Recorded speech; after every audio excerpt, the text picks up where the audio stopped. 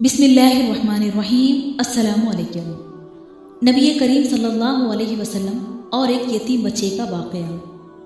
ईद का दिन था। सूरज के निकलते ही बच्चों में नई ज़िंदगी की उमंग पैदा हो गई। बूढ़े भी जवानों की तरह सुबह सुबह गुस्ल करने लगे। सड़कों पर चहल पहल थी। बूढ़े खुश थे कि आज ईद है। बच्चे शोर मचा रहे थे कि आज ईद है। जवान खुशी से झूम रहे थे कि आज ईद है। हर किसी के चेहरे पर रौनक थी कि आज ईद है। औरतें सजने संवरने में मशगूल थी। हर तरफ खुशी की लहर दौड़ रही थी। हर दिल मुस्कुरा रहा था। सबके घरों में खुशियां के फव्वारे फूट रहे थे। दोनों जहां के मालिक व मुख्तार हज़रत मोहम्मद सल्लल्लाहु अलैहि वसल्लम भी ईद की नमाज अदा करने के लिए तशरीफ़ ले जा रहे थे। रास्ते भर के कंकड़ और पत्थर हज़रत मोहम्मद सल्लल्लाहु अलैहि वसल्लम की जूती शरीफ को छूने की बरकत हासिल कर रहे थे।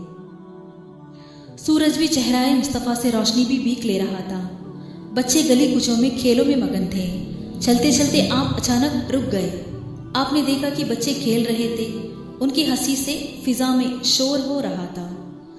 एक बच्चा दूसरे बच्चे की आंख बंद करके पूछ रहा था कि मैं कौन हूँ। बच्चे ने उसका गलत नाम बता दिया। सब बच्चे हंसने लगे। बच्चे आज खुशी से फूले नहीं समा रहे थे। लेकिन इन सब से दूर एक बच्चा था जो एक गोशों में बैठा हुआ था। उसके जिस्म पर फटे पुराने कपड़े थे। चेहरे पर उदासी और दिल में ना जाने कितने अरमान उसका दिल तोड़ रहे थे। नबी करीम सल्लल्लाहु अलैहि वसल्लम ने इरशाद फरमाया, ऐ साहबजादे, तुम क्यों रो रहे हो? तुम्हारी आंखें झील की तरह क्यों बह रही हैं? बच्चा पहचान न सका कि हालत पूछने वाले की दामन में कितने लोग पनाह लेते हैं। बच्चे को मालूम न था कि ये वही जाते मुक़द्दस है जिनके इशारे पर चांद के 2 टुकड़े हो गए थे। उसे ये मालूम न था कि इन्हीं के बारगाह में दरख्त भी सलाम के लिए हाजिर होते हैं। उसे ये मालूम नहीं था कि पत्थर भी इनका कलमा पढ़ते हैं, और ना ही उसे ये मालूम था कि इनकी उंगली के इशारे पर डूबा हुआ सूरज भी वापस पलट आता है। बच्चा कहने लगा, मुझे अपने हाल पर छोड़ दीजिए। मैं आंसू बहा रहा हूँ तो बहाने दीजिए। मैं रो रहा हूँ तो रोने दीजिए। आपको मालूम नहीं है कि हुजूर सल्लल्लाहु अलैहि वसल्लम के साथ मेरे बाप एक जंग में शहीद कर दिए गए। उसके बाद मेरी माँ ने एक दूसरे शौहर से शादी कर ली।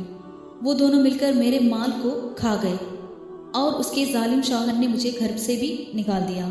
मेरे पास खाना नहीं है कि मैं खाऊं। मेरे पास पानी नहीं है कि मैं अपनी प्यास बुझा सकूं। मेरे लिए कपड़ा नहीं है कि मैं पहनूं। मेरे लिए पनाह लेने की कोई जगह नहीं है। मेरा कोई मकान नहीं है।